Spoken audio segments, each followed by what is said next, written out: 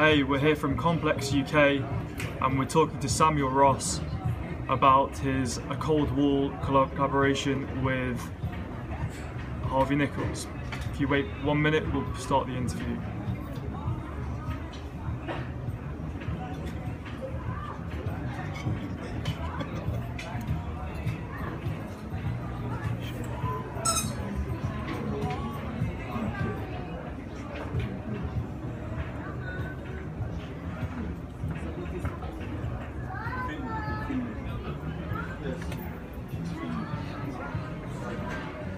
So Sam, obviously we know each other on a personal, from a long time personal level, but to the people who don't know who you are, just give a little introduction to your world.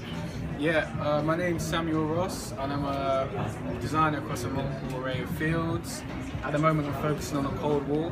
This is our collaboration with Harvey Nichols and it's entitled Public Form.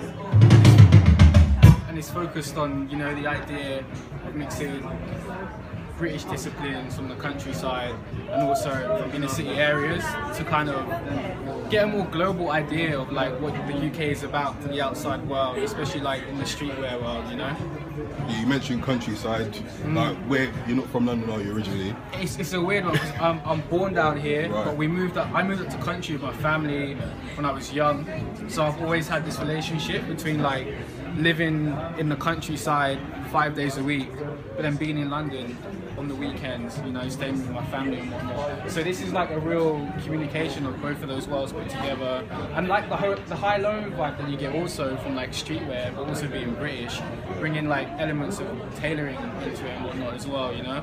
So you mentioned that obviously council state colours and textures that sort of inspired your whole design aesthetic. Like, explain a bit more about that. Yeah, well, it comes from like coming from that type of area and that like working class background where you're surrounded by council estate buildings and red brick terrace buildings that are piling each other. You know, and usually within the creative community, people tend to you know outlook and remove this environment from design because it's seen to usually be quite unpleasing.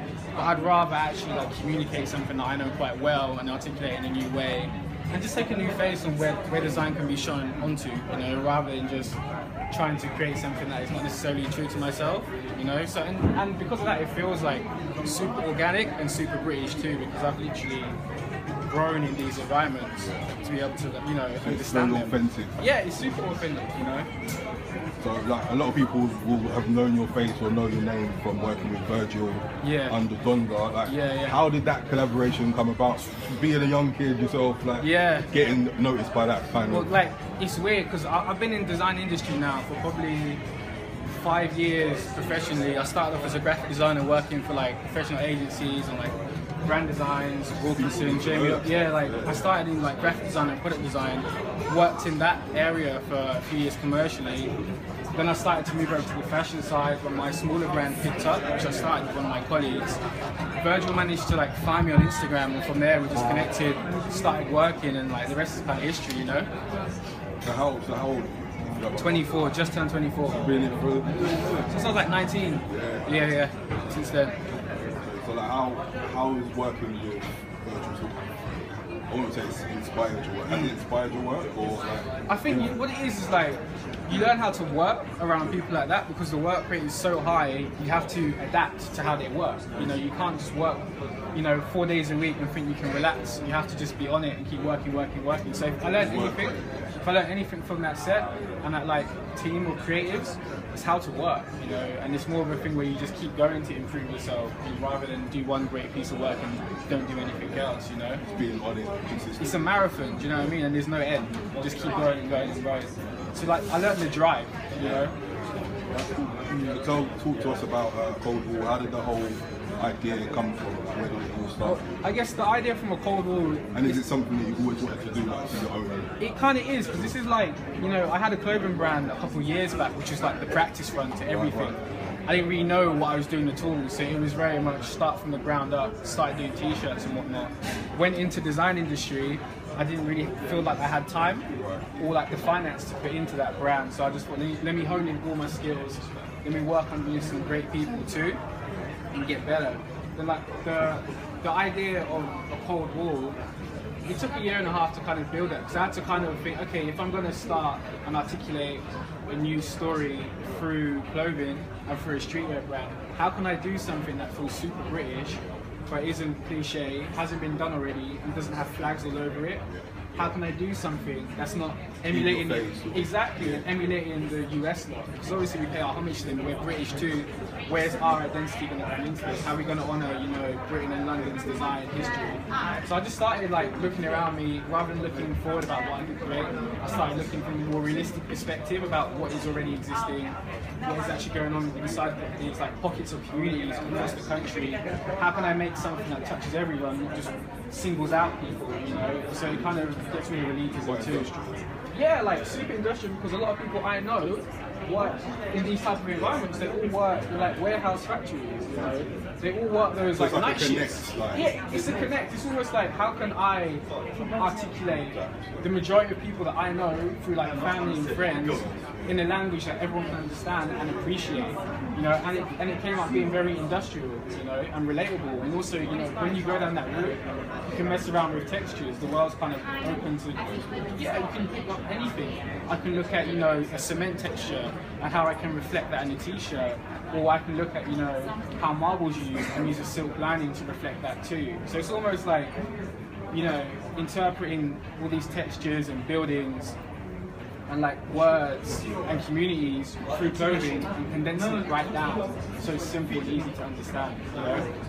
So like, talk us through your sort of influences, inspirations over the years, like any designers, that sort of. In design, some of my main influences, artists, anybody. Like Massimo Vanelli, like he died a few years ago, I think 2011. We were talking about it, yeah, because like Massimo Vanelli designed until he was like 97, and he was at his prime in the 1960s, and he was one of the first creatives to be professionally successful at graphic design, product design, film, everything, architecture, so that's what clothing. You see yourself. Yeah, and it's like now we've got this resurgence of people like, you know, Virgil and others that are continuing to carry that flag, but it's also sometimes you have to look back and look at, you know, the originators of this lifestyle. So people like Massimo, you know, and Paul Rand, another graphic designer, kind of influenced me, because they managed to, you know, work at this craft but also build a lifestyle out of it.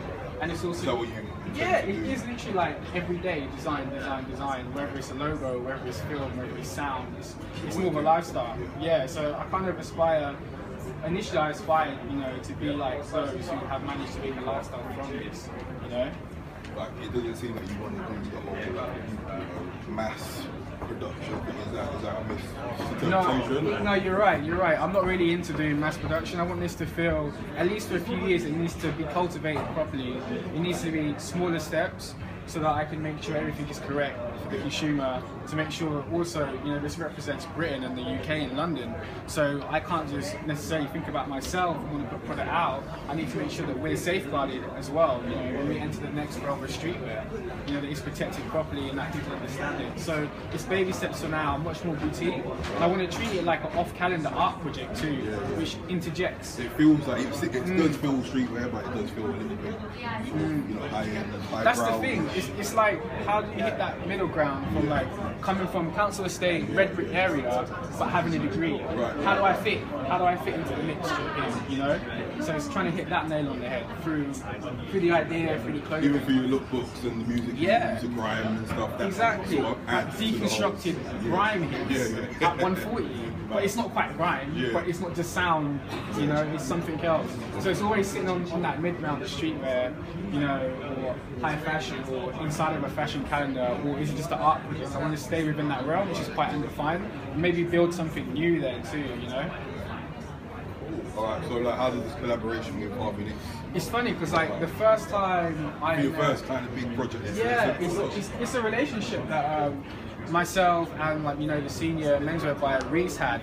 We actually met in Paris about 2.5 years ago, and we were just, you know, we were over there because it was fashion week and whatnot, you know. And from there we just kept a rapport going. This is even before a Cold War was in fruition or anything, before I had these ideas of jackets and you know, re-dyed t-shirts, me and Reese just started talking about just fashion, our love for design, and over time I would show him a few sketches, a few ideas, and he's seen it grow and progress. And we thought that this would be the correct time, you know, to interject something like this into UK culture. So it's just like off a relationship that built over a few years. It wasn't like I was harassed to do this or anything. It's supernatural. Do you know what I mean? It's supernatural. Can you see it like being a continual? Yeah, I think so. But I wouldn't want to like, you know, I want to keep it precious as well. I want it to feel special even, and feel like, you know, some type of art project continuing through that. And I want to like continue to surprise people too. Oh, surprising! You know, I want to keep doing that. You know, and keep surprising people through what comes out and when. Yeah, definitely. Like London's the spot. It always has been the spot, but like for us, yeah. Do you know what I mean? But like the world, it's been magnified. What do you think it is about London, other than streetwear, apart from streetwear, that you think? I think it's like this condensed energy, and it adds like a sense of, you know, competition, which is healthy. It's like iron sharpens iron, still sharpens steel. You know what I'm saying? It helps everything. And I think people here, like, you know, in terms of how London is perceived globally, I think it's pretty realistic, because you can think about the demographics that move to London, who want to be in London from across the country, because London is known for just being polarizing, man, and making things happen, you know. So I think people's idea of what London really is like very much the truth of it too, you know. So like, I want to throw a bit of music questions in there, because I'm a music guy. Yeah, but like, what sort of music do you put on when you're sort of in your creative way? It can be anything. Usually I default to like grime or like just like UK production usually, but I do like move into other types of like experimental music, like house. People like James Blake, you know, people like that really influence music too. More obscure sounds, but I always go back between that and grime. Future might come on every now and then for a little turn up. A little bit Dirty Sprite or something. Okay. But yeah, like it tends to be like UK based. I don't just censor myself to listen to UK music, but you sort of it helps. As well, and plus it helps me look back on like where I've come from and how I can like put those ideas for the clothing, even like sonically when I'm doing things, you know. And like even when I look at the lookbook, I can tell where your mind's like at. Some of the colours and the tones are dire and they're depressing, and they're just like cold, because that's kind of what it is. Do you know what I mean? But it's celebrating that too, instead of being like, let's just ignore everything. Now, well, this is what it is, so what can we take from this? This is great. Exactly. And it's about showing that there's intelligence in these places too, and how we can show that, you know, especially in the lookbooks. I like to kind of... I think they're good. Constructed it. Thank you. I like to kind of skip between like relaxed style, more street lookbook, and then something super formal, which feels a lot more high tier, a lot more upper class. So it's like mixing, you know, working class with upper class tendencies, and swapping them back and forth. And that's sort of where everything's going now, anyway. Yeah. Just in general. Exactly. So like, who do you work with on like sort of your lookbook stuff, your video stuff? Like, I'll kind of explain the team. So there's myself as creative director and designer. Then I have Ace, who helps me. I've been working with Ace for years, and he's like manager, PR coordinator, you know. Then there's Wise, who's like a creative director in terms of photography and sound as well. Sometimes we go over ideas. So it's just like literally us three. And there's others. Sometimes I get advice from like friends like Geo Designs as well. He's part of the team. So is he a rapper as well? No. Designer. It's the wrong one. Okay. I'm thinking of someone else. Yeah, that's like the team. There's only a few of us really, you know, that's it. That's all you need. Exactly, you just need a strong team so you can continue to build momentum and like bounce off each other. But having that balance is like key to everything. Because you can have like great designs, but you need people to understand how you want to articulate them and collaborate with, you know. So we're all super hands-on with everything. And like the press has been pretty good so far as well. Like, are you looking to take this like across the world, or are you keeping it strictly UK for now? I think for now, I'm more into making sure the ideas are explained properly. If that means, you know, strictly UK, then I'm cool with that. Just make it firm. Yeah, just to, what I don't want to do is have this idea which is doing okay, and then start pouring it out everywhere. I don't want to do that. I want to make sure it's correct, and it happens. You know what I mean? It happens, and I want to make sure that hopefully this can become, you know, like one of the pillars for British streetwear. that fills a gap that the Americans and Europeans have really filled, but we still have room for. It doesn't have to be the only brand that does that either. There's room for others too, but I want to make sure that this stays in a certain place, which you can almost be referenced to, and being synonymous with Britain. You know, that's what I want to make sure. Where do you see the future of Cold War? Like, just you in general, what sort of ideas do you have for the future? I think the future of a Cold War will be to like branch out into different products.